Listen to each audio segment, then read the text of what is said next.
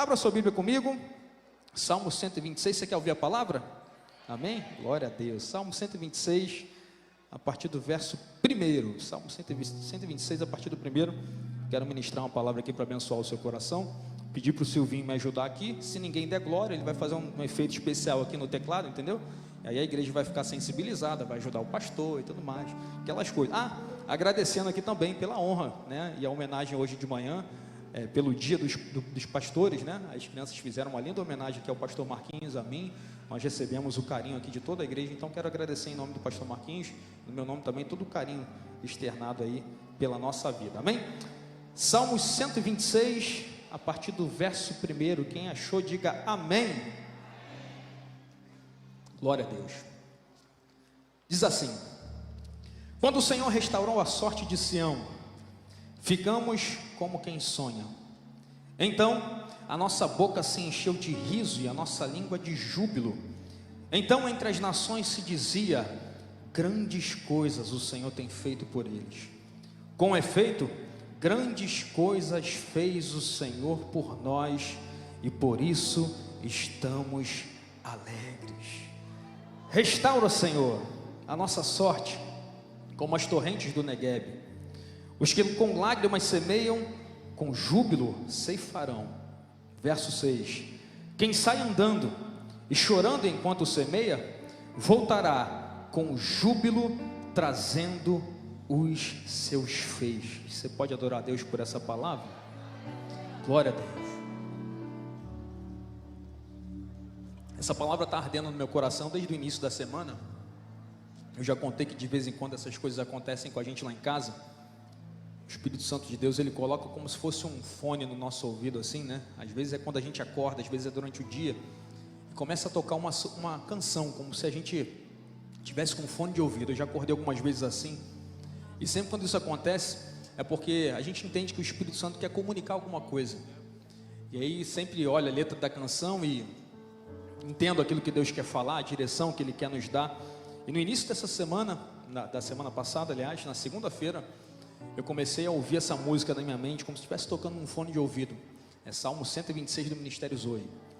E aí eu fui ouvir a canção e as lágrimas vieram, e era exatamente falando sobre esse salmo. E ele é muito relevante e faz muito sentido. E tem algo bem especial de Deus aqui para nós nessa noite.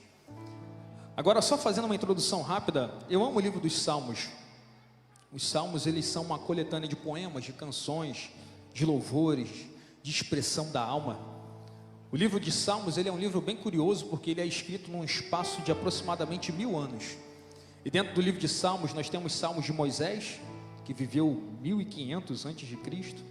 Nós temos Salmos do período pós-cativeiro babilônico, falando de quase 1000 anos depois de Moisés.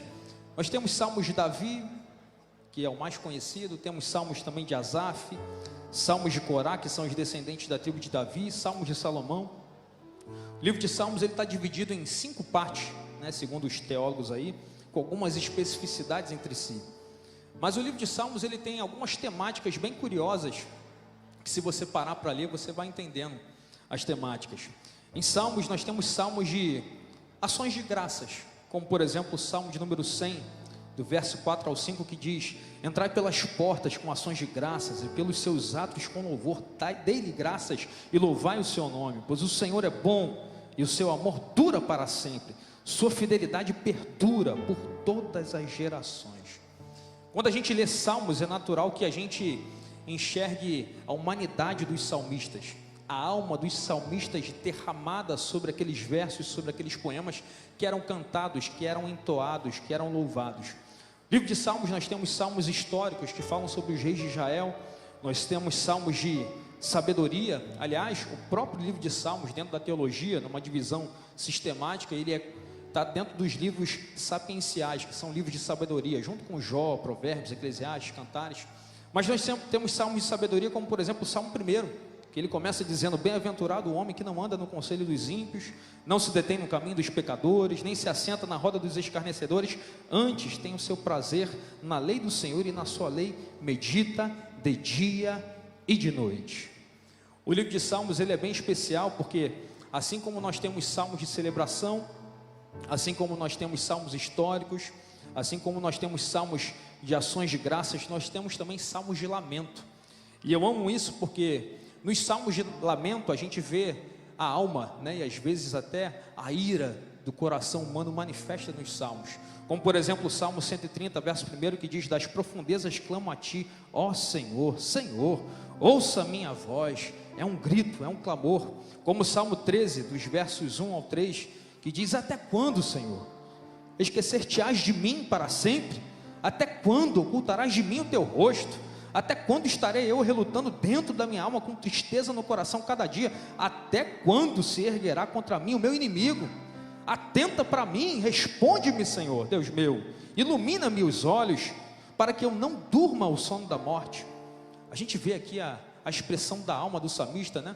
Quando Davi, ele fala: Senhor, mata o povo todo, os meus inimigos, não com essas palavras, né? Isso aqui na versão Robson Passos, mas a gente vê a expressão da alma do salmista, né? A sua humanidade, a sua vulnerabilidade.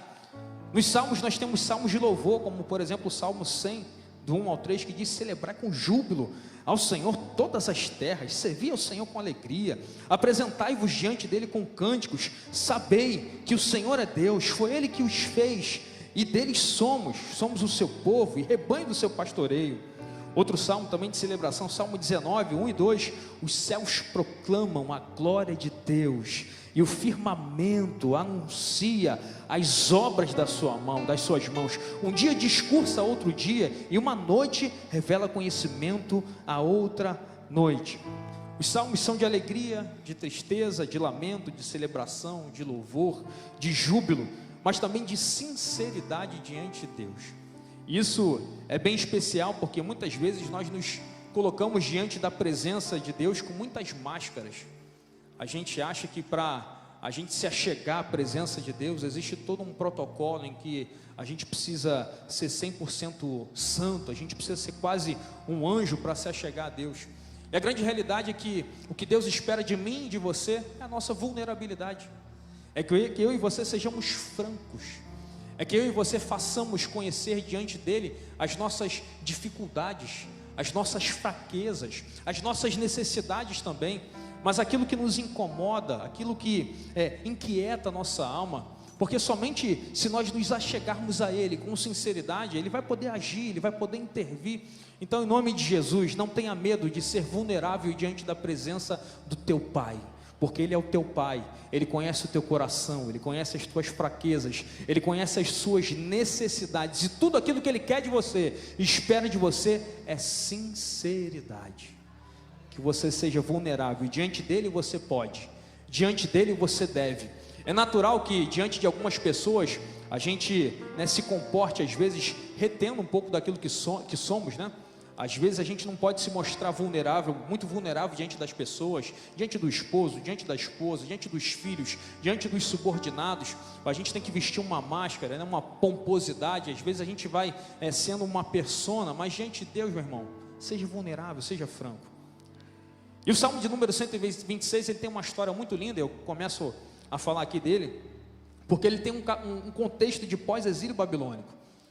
O povo, ele havia sido levado cativo pela Babilônia, por Nabucodonosor. Deus ele vai levantar alguns profetas, a exemplo de Jeremias, para falar do povo que levaria o povo cativo.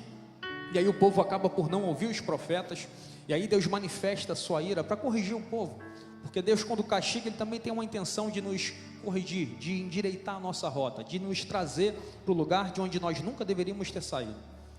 Aquilo que Jeremias fala se cumpre, o povo é levado cativo pela Babilônia, fica 70 anos cativos, e agora o povo está, depois desse tempo de cativeiro, saindo do cativeiro para retornar para a sua terra, para Jerusalém.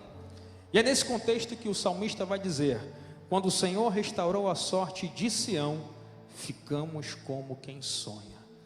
É o povo saindo do cativeiro babilônico, é o povo saindo daquele lugar de opressão, é o povo depois de 70 anos esperando, aguardando uma promessa de Deus, celebrando agora, porque agora não haviam mais os grilhões das suas mãos, agora o povo não estava mais aprisionado, agora o povo poderia voltar para a sua terra natal, Jerusalém, para viver e desfrutar das promessas de Deus. Agora, se atente aqui, porque quando ele diz, quando o Senhor restaurou a sorte de Sião, ficamos como quem sonha, esse pequeno verso, ele é carregado de um reconhecimento e de uma confiança muito grande do salmista em Deus.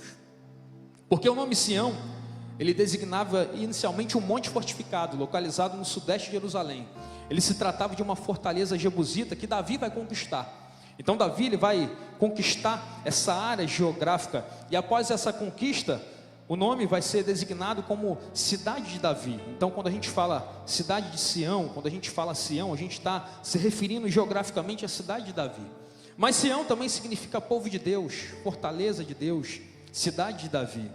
Então entenda, nesse pequeno verso introdutório aqui, quando o Senhor restaurou a sorte de Sião, Deus revela para o salmista, e ele se refere ao povo de Israel como Sião, e ele nos dá um código, ele nos dá um acesso, ele está mostrando que conhece o Deus de Sião. Ele não está dizendo só quando Deus tirou Israel do cativeiro, quando Deus fez cessar o castigo, tirou Israel da Babilônia e fez o povo retornar para Jerusalém, e eles começaram aquele processo de reconstrução que a gente vê lá no livro de Esdras e Neemias. Não, ele está dando um código, um acesso. Quando o Senhor restaurou a sorte de Sião.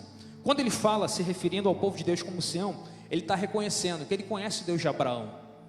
Ele está dizendo que ele sabe quem é Abraão, que Deus chamou lá de Ur dos Caldeus e disse: sai da tua terra, da tua parentela, vai para um lugar que eu ainda vou te mostrar, e eu serei contigo, em ti serão todas as nações benditas nessa terra. Quando ele se refere ao povo de Israel como Sião, ele está dizendo que ele conhece Isaac, o filho da promessa, o riso de Abraão.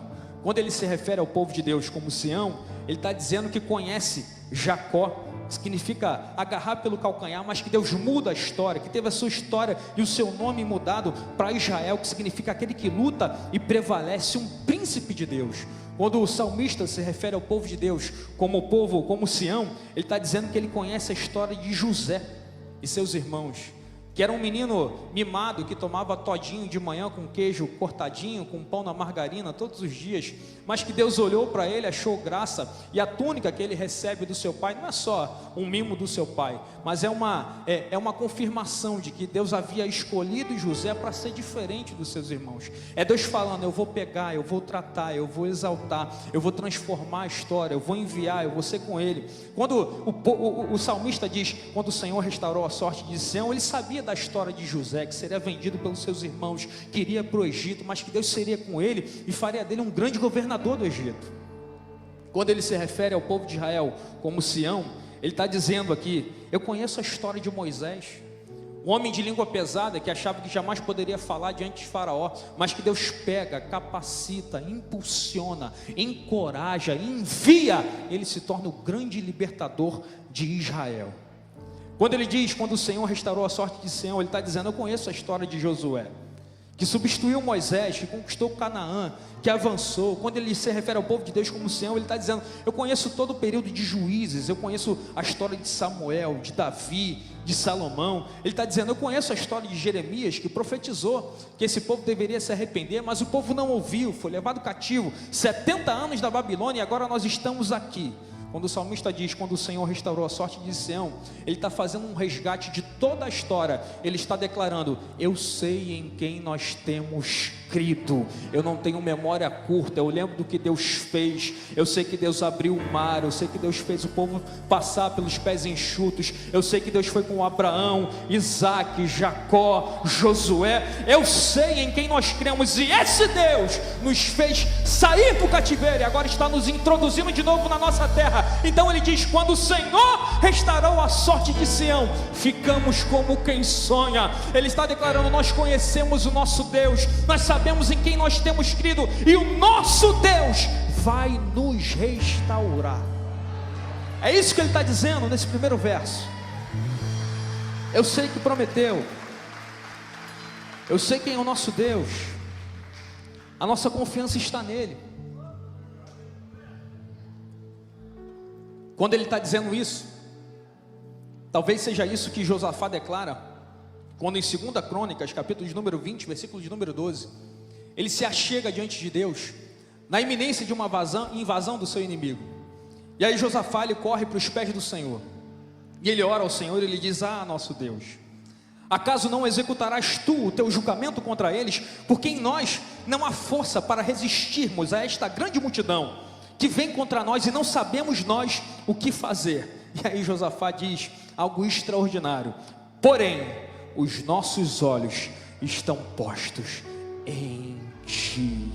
Ah, meu irmão, em nome de Jesus, que os teus olhos estejam postos no Senhor, não na dificuldade, não no difícil, não no impossível, não, meu irmão, porque o mesmo Deus que restaurou a sorte de Sião, esse é o teu Deus, é Ele que te guarda, é Ele que te encoraja, é Ele que te ajuda, é Ele que tem sonhos, projetos para a tua vida, é esse Deus que Jó fala em 42, verso 2, bem sei que tudo podes e nenhum dos teus planos podem ser impedidos. É isso que o salmista declara em Salmo 27, 8, diz: uns confiam em carros, outros em cavalos, mas nós não, nós faremos menção do nome do Senhor Jesus.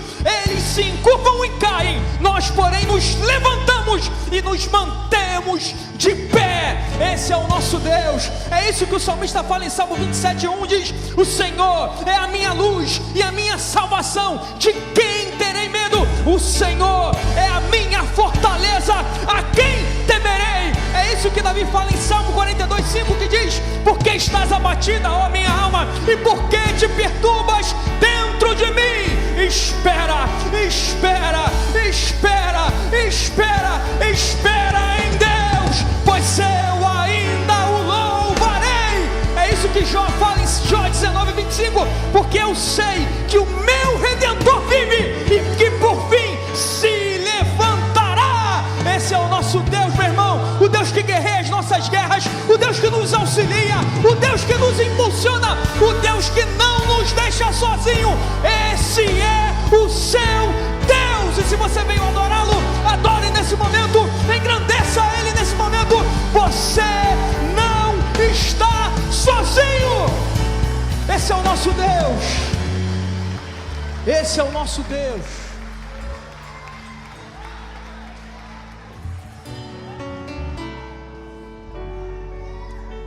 E aí ele continua: quando o Senhor restaurou a sorte de Sião, ficamos como quem sonha. Então a nossa boca se encheu de riso e a nossa língua de júbilo. Entenda uma coisa: o povo tinha sido liberto, mas ainda não havia reconstruído a cidade de Jerusalém. O povo está saindo com malicuia, com as trouxinhas nas costas, em direção à cidade de Jerusalém. O povo ainda iria encontrar um cenário de guerra, de destruição. O povo ia começar a reconstruir Jerusalém ainda. Mas ainda assim, por mais que eles soubessem que enfrentariam dificuldade, que não estava tudo tão resolvido assim, ainda assim, o povo estava celebrando com júbilo. Porque entenda uma coisa: ouvir a voz de Deus, mesmo que ele ainda não tenha cumprido, é a certeza de que o que Ele prometeu já é uma realidade. É só uma questão de tempo para se cumprir. Então se alegre, meu irmão. Se Deus liberou uma palavra sobre a tua vida, se Deus te disse algo, é uma questão de tempo para que se cumpra. Se Ele falou, deixa eu te dizer uma coisa: no céu já é realidade, no mundo espiritual já é realidade. É só uma questão do Kairos se juntar com o Cronos, e aí a promessa do Senhor, aquilo que Ele disse, os planos, os propósitos se cumprem.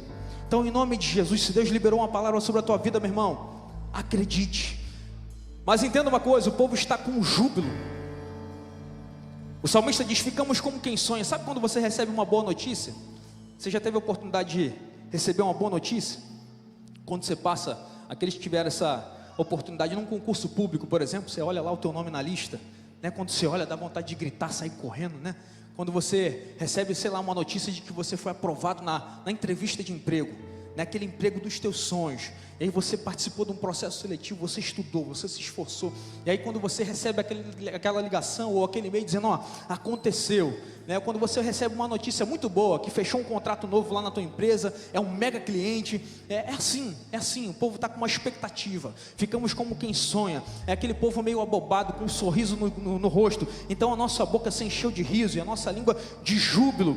Meu irmão, em nome de Jesus, antes de acontecer, se alegre no Senhor, antes de viver, se alegre no Senhor. Se você já tem uma promessa, é motivo de você já rir, é motivo de você já celebrar, é motivo de você engrandecer ao Senhor. Filipenses capítulo 4 diz, Paulo falando aos Filipenses: alegrai-vos sempre no Senhor, outra vez vos digo, alegrai-vos. Meu irmão, a tua alegria manda um comando para o céu. Quando você se alegra diante da dificuldade, quando você se alegra quando não está tudo bem, você está dizendo: eu sei que o meu Redentor vive, eu continuo crendo nas promessas, as promessas estão de pé, é uma questão de tempo para se concretizar. O que eu estou vivendo hoje não define toda a minha vida, o que eu estou vivendo hoje é só um momento, é só um recorte da minha história. Eu vou viver um novo tempo. O choro dura uma noite, mas a alegria vem ao amanhecer. Quando você se alegra no Senhor, num domingo como esse, que você acorda e vê aquele sol lindo,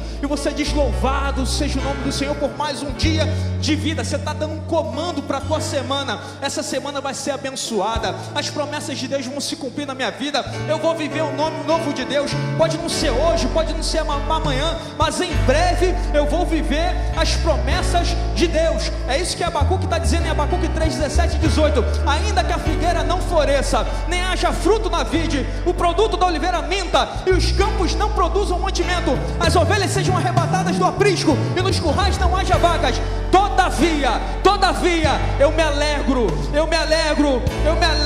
no Senhor, exulto no Deus da minha salvação. É confiar independente das circunstâncias, é confiar independente do teu dia, é confiar independente do hoje, sabendo que o Deus que prometeu, Ele continua fiel, a promessa ainda está de pé, vai acontecer, vai se cumprir. Você vai viver os planos de Deus para você e para a tua família, em nome de Jesus. Creia nessa palavra, meu irmão, creia nisso.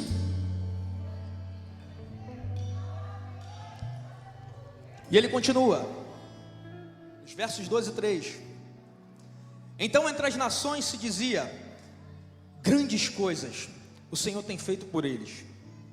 Com efeito, grandes coisas fez o Senhor por nós, e por isso estamos alegres. Essa é uma declaração que alegra muito o meu coração, porque, repare, primeiro ele diz, grandes coisas tem feito o Senhor por eles. Então o salmista está revelando aqui que as nações reconheciam que grandes coisas o Senhor estava fazendo por Israel. São as nações, os gentios, reconhecendo a bondade, olhando para Israel e dizendo: de fato, o Senhor prometeu, o Senhor está cumprindo, o Senhor arrancou com mão forte o povo, né, do cativeiro babilônico. Agora o povo está sendo introduzido de novo em Jerusalém.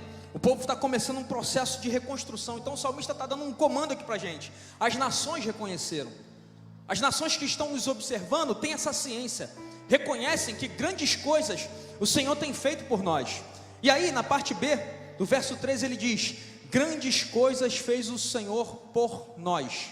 Primeira do plural, aqui ele está se incluindo. Então perceba, na primeira parte ele diz: eles reconhecem e nós também reconhecemos. Eles enxergam a bênção, mas nós também precisamos ver e reconhecer aquilo que o Senhor tem feito por nós. Não adianta só as pessoas verem, não adianta só o mundo reconhecer, você precisa reconhecer. Agora entenda uma coisa, tem bênçãos que a gente recebe, isso é natural, que ficam só entre nós, só entre você e a tua família, os outros nem ficam sabendo. Tem celebrações que você, a sua esposa, a sua família, o seu esposo, a sua casa celebram e são gratos a Deus por bênçãos que você não vai sair contando para todo mundo. Você não vai botar no Instagram tudo aquilo que acontece na tua vida, hashtag celebrando a nova bênção que chegou. Não, nem sempre você vai fazer isso, nem sempre você vai compartilhar com todo mundo aquilo que você viveu. Tem coisas que você de fato precisa guardar para você e para a tua casa. Agora tem bênçãos que a gente recebe, que desfruta, você, a tua família, a tua parentela, porque as bênçãos ela tem algum nível de notoriedade. Agora entenda uma coisa, tem um nível de bênção que você recebe que não tem como esconder.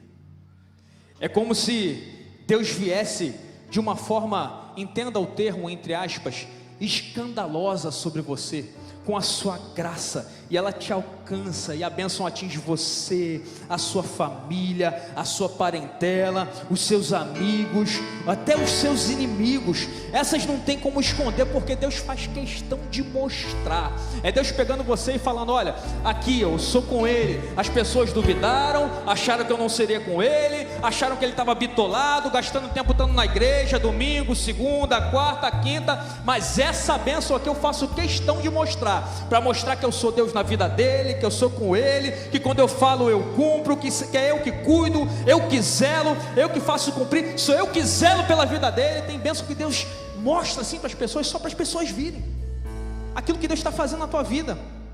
É como se a gente andasse com adesivo na testa escrito: abençoado, escolhido, separado, alvo do amor do Altíssimo, príncipe, princesa, sacerdote real, nação santa, povo adquirido. É como se Deus fizesse questão de mostrar para as pessoas aquilo que Ele está fazendo. Ele evidencia para as pessoas precisam ver aquilo que Deus está fazendo na tua vida. E aí vão dizer: estava caído, mas Deus levantou. Vão dizer: estava desempregado, mas Deus abriu uma porta que não existia. Ele criou uma porta. Estava doente, mas o Deus da cura curou, transformou. Estava deprimido, mas a alegria do Senhor fortaleceu. A família estava acabando, mas o Deus que restaura as famílias restaurou lá. Estava drogado, mas o Deus que liberta, que transforma a realidade, que para Ele não existe causa impossível, Ele transformou. Estava sem rumo, mas o Deus que dá a direção, Ele direcionou, deu uma nova rota, ajudou. Esse é o nosso Deus, meu irmão. É o Deus que faz, é o Deus que evidencia, é o Deus que mostra que Ele é Deus na nossa vida.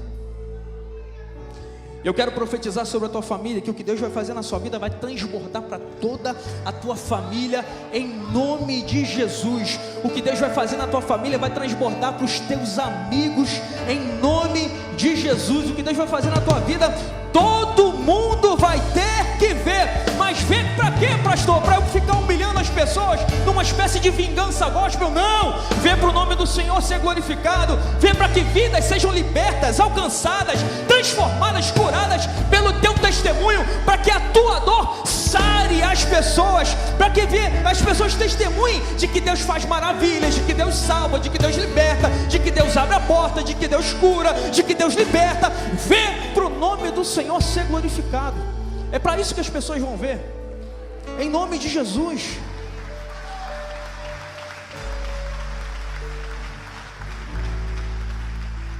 Por isso o texto diz: então, entre as nações se dizia: grandes coisas o Senhor tem feito por eles. Com efeito, grandes coisas fez o Senhor por nós, e por isso estamos alegres. Entenda uma coisa: o Deus que cuidou do patriarca Abraão, de Isaac, de Jacó, de José, de Moisés, Josué, que cuidou de todos os juízes, dos reis, dos profetas, é esse Deus que cuida da sua vida. Você precisa crer nessa verdade, você precisa crer nessa palavra. Eu não sei se você entendeu a linha daquilo que o Espírito Santo quer comunicar, mas hoje Deus está te dando uma palavra de encorajamento. Você não pode parar, não vai ser essa luta que vai te deter, não vai ser essa circunstância que vai te paralisar. O teu hoje não define a tua vida, o teu hoje determina até o dia que essa luta acabar. E para essa luta acabar é uma questão de tempo, é uma questão de Deus estalar os dedos, é uma questão de Deus liberar uma palavra e a circunstância mudar, o milagre acontecer, a cura chegar, a provisão chegar. Então, em nome de Jesus, que o teu olhar esteja fixo naquilo que Ele prometeu, que você não tenha memória curta, que você traga à memória aquilo que pode te dar esperança. Quantos livramentos, quantas vezes em que você achou que não ia dar, e aí do nada aconteceu alguma coisa, era a graça do Senhor intervindo, do nada aconteceu alguma coisa, era o Espírito Santo de Deus intervindo, do nada aconteceu alguma coisa, era a provisão de Deus chegando, porque o nosso Deus chega no momento certo, não chega atrasado, não chega adiantado, Ele sabe exatamente a hora em que precisa intervir.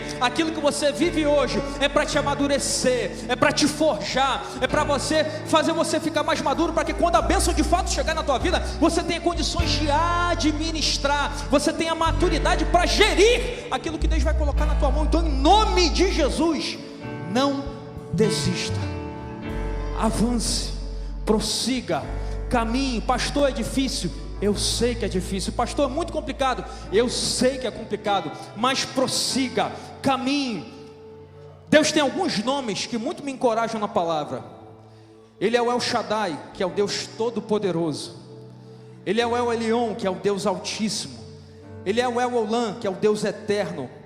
Ele é o El Roi, que é o Deus que me vê. Ele é o Jeová Jireh, que é o Deus proverá. Ele é o Jeová Rafá, Deus que sara. Ele é o Jeová Nissi, o Senhor é a minha bandeira. Ele é o Jeová Tsidkenu, Senhor, justiça nossa. Ele é o Jeová Shammah, Deus está aqui. Ele é o Jeová Shalom, o Senhor é a minha paz. Ele também é maravilhoso, conselheiro, Deus forte, Pai da eternidade, príncipe da paz. Ele é a palavra que é viva, que é eficaz. Ele é Emanuel, que é Deus conosco. Ele é o Cordeiro de Deus. Ele é o Rei dos Reis, Senhor dos Senhores. Ele é a luz do mundo, Ele é o caminho, Ele é a verdade, Ele é a vida. Ele é o bom pastor que dá vida pelas ovelhas. Ele é a brilhante estrela da manhã. Ele é o Messias, Ele é o Alfa, Ele é o Ômega. Ele é o nosso Deus, e é esse Deus que cuida de você, que cuida da tua história, que cuida da tua família, que cuida dos teus sonhos, que cuida dos teus projetos.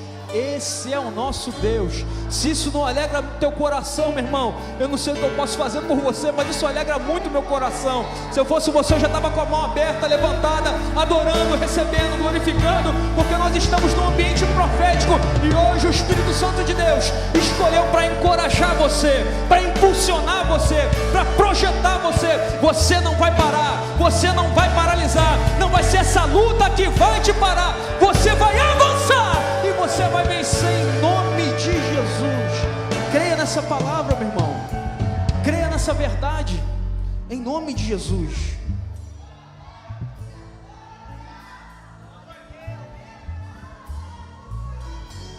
Aleluia. Ele está nesse lugar.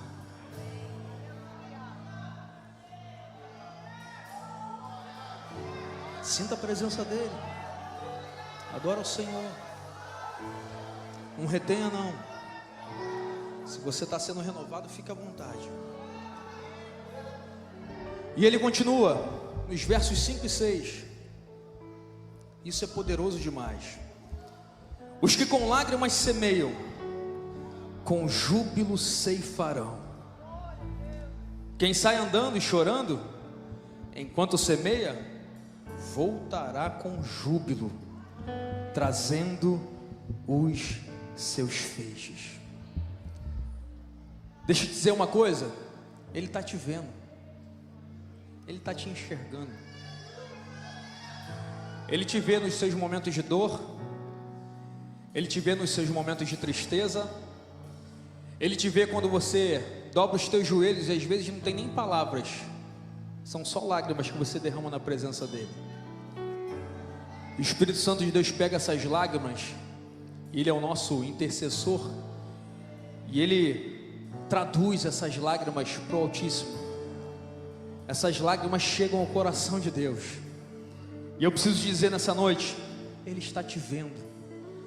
Todas as vezes em que você faz um esforço pela tua família, Ele está te vendo. Todas as vezes que você faz um esforço para não pecar, Ele está te vendo. Todas as vezes em que mesmo cansado, você vem para a casa de Deus, para guerrear pela tua casa, pela tua família, Ele está te vendo.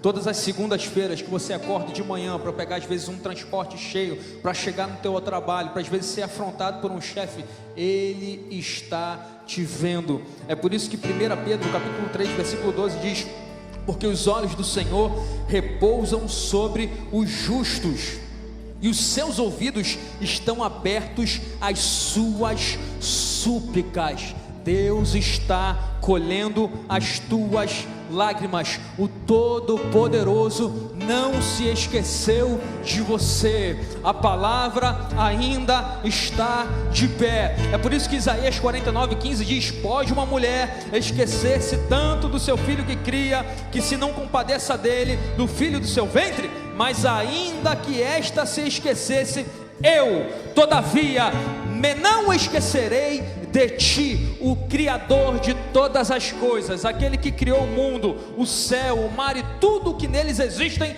Esse Deus te ama e não esqueceu de você. Eu preciso te dar uma informação para isso alegrar a tua fé. Esse Deus, ele, no início, lá em Gênesis, nós vemos ele falando: haja e ouve, haja e ouve. Ao som da sua palavra, tudo teve que dar um jeito de existir. Ele disse: haja luz, haja luminares, haja estrelas. Eu fui fazer uma pesquisa, e olha que interessante. Estima-se que a nossa galáxia, a Via Láctea, possui de 240 bilhões de estrelas. Só a nossa galáxia. E alguns astrônomos que estudaram as imagens feitas pelo satélite Hubble, até o pastor Marquinhos falou aqui em uma das pregações dele, estimam que existam mais de 1 trilhão de galáxias no universo observável. Ou seja, uma galáxia de 200 a 400 bilhões de estrelas. Quantas galáxias? Mais de 1 trilhão. E aí, olha o que o salmista diz em Salmos 147, 4 e 5. Ele determina o número de estrelas e chama cada uma pelo seu nome. Grande é o nosso soberano e tremendo é o seu poder. É impossível medir o seu entendimento. É por isso que Romanos 4,17b diz: o Deus que dá vida aos mortos e chama à existência coisas que não existem como se já existissem. É por isso que Jeremias 10,6 diz: não há absolutamente ninguém comparável a ti, ó Senhor. Tu és grande e grande é o teu poder. É por isso que Romanos 11:33 ao 36 diz: ó profundidade da riqueza e da sabedoria e do conhecimento de Deus, quão insondáveis são os teus juízos e inescrutáveis os seus caminhos. Quem conheceu a mente do Senhor? Ou quem foi o seu conselheiro? Quem primeiro lhe deu para que ele o representasse, recompensasse? Pois dele, por ele e para ele são todas as coisas. Pois dele, por ele e para ele são todas as coisas. A ele seja glória para todo sempre e sempre. Amém. Esse é o nosso Deus. É Ele quem cuida de nós. É Ele que não dorme, não tosqueneja. Quando você dorme, Ele continua cuidando de você. Quando você está no trabalho, Ele continua cuidando da tua vida. Quando você passa de lá para cá, de cá para lá, Ele te dá livramento que você nem vê. Esse é o nosso Deus. Ele é poderoso, Ele é justo, Ele é fiel, Ele é poderoso, Ele é grande, Ele é excelso, é sublime. Grande é o seu poder. Esse é o nosso Deus. É esse o nosso Deus. Aleluia. Glória a Deus. Esse é o nosso Deus.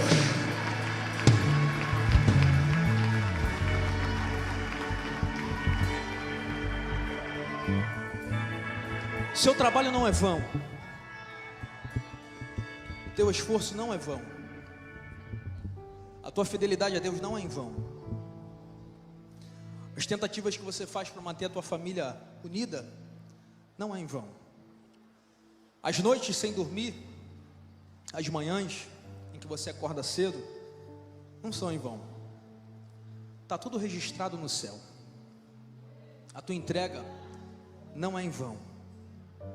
O teu choro não é em vão. E é por isso que o salmista vai concluir dizendo: os que semeiam com lágrimas, semeiam com júbilo. Os que semeiam com lágrimas, com júbilo ceifarão. Quem sai andando e chorando enquanto semeia, voltará com júbilo, trazendo os seus feixes. Eu quero profetizar sobre a tua vida. Obrigado, meu irmão. Vai ter colheita, vai ter restauração, vai ter cura, vai ter milagre, vai sim. O Todo-Poderoso vai intervir, vai ter júbilo, vai ter júbilo. Prepara o culto de ação de graças, prepara a festa. O braço forte do Senhor vai intervir. É por isso que Jeremias 37, 17, 32, 17 diz: ah, soberano Senhor, tu fizeste os céus e a terra pelo teu grande poder e por teu braço estendido, nada é difícil demais para ti. Vai ter festa, a vitória está chegando. Prepara o coração, vai ter alegria. Prepara o culto de ação de graças, prepara a oferta de gratidão. Você não está sozinho. E eu queria declarar com você o Salmo 126, texto que nós lemos, o verso de número 3: grandes coisas fez o Senhor por nós e por isso estamos alegres. E a gente vai estremecer o inferno nesse momento. E se você chegou aqui hoje talvez pensando em desistir, eu declaro que você vai sair encorajado em nome de Jesus. Você vai acordar amanhã com a faca no dente, vai pegar o transporte ou o teu veículo, vai para o trabalho e vai chegar lá, que nem a pastora Camila Barros fala, com cara de quem bebeu água. Você vai vestir a tua melhor roupa, você vai começar a tua semana em alto estilo, você vai dar o melhor na tua empresa. Ah, pastor, é difícil, mas enquanto você está se comportando como se você já fosse, Deus está intervindo no ambiente espiritual e preparando o caminho para que você de fato seja. Então nós vamos declarar: grandes coisas fez o Senhor por nós e por isso estamos alegres. E a tua gratidão vai explodir o céu nessa noite, vai invadir o céu, a nossa adoração, e Deus vai mandar resposta para a tua história em nome de Jesus. Nós vamos repetir 3 vezes com muita força. Vamos lá, 1, 2, 3.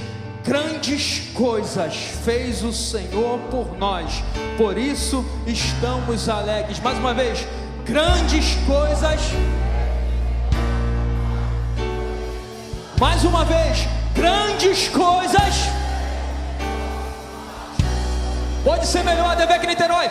Grandes coisas fez o Senhor por nós e por isso nós estamos alegres. Nós estamos alegres nessa noite, porque a nossa alegria não é definida pela nossa circunstância, a nossa alegria não é definida por aquilo que vivemos hoje. A nossa alegria tem nome e o nome dele é Jesus. Jesus, Jesus, é Ele que é a nossa alegria, é Ele que é a nossa alegria. Teu destino não é definido por aquilo que você vive hoje. A tua alegria se chama Jesus, Jesus, Jesus.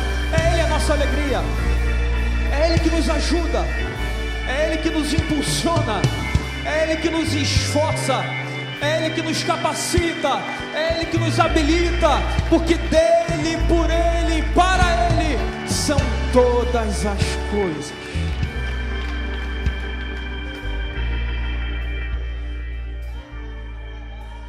Esses 2 últimos versos revela algo especial sobre a lei da semeadura. O texto diz que quem sai andando e chorando enquanto semeia voltará com júbilo, trazendo os seus feixes. E feixes aqui é conjunto de espigas de trigo. Trigo na Bíblia significa prosperidade, abundância, fertilidade, riqueza. Deixa eu te dizer uma coisa: a tua semente vai frutificar, meu irmão. Teu trabalho vai gerar frutos, a tua oração vai gerar frutos, a tua entrega vai gerar frutos, o teu investimento vai gerar frutos, teu investimento em gente, na família, no trabalho, no reino, vai gerar frutos. É por isso que João capítulo 15, versículo 16 diz: vocês não me escolheram, mas eu os escolhi para irem e darem frutos, e fruto que permaneçam, a fim de que o Pai lhes conceda o que pedirem em meu nome. Que nessa noite você fique como quem sonha. Que nessa noite a tua boca se encha de riso.